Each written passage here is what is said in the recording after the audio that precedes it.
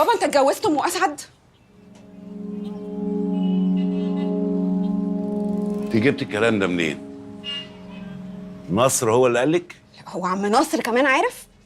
انا على كده بقى في ميه البطيخ.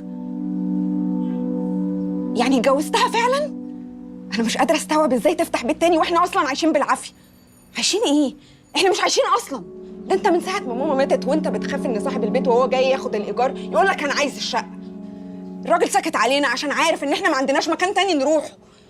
بس لو عرف بقى ان حضرتك فايق ورايق ومعاك فلوس تتجوز هنترمي كلنا في الشارع. ما ترد عليا يا بابا.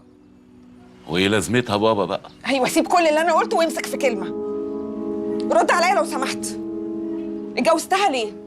وخبيت علينا ليه؟ جوزتها عشان ما كانش عندي حل تاني، وخبيت عليكم عشان كل اللي انت قلتيه ده. ها ارتحتي؟ وهو ده كلام يريح؟ انا لا فاتح بيت تاني ولا بصرف عليها من رزقكم. مش ده كل اللي يفرق معاكي؟ انا بجد زهقت، مش عارفه الاقيها منين ولا منين. ومين سمعك؟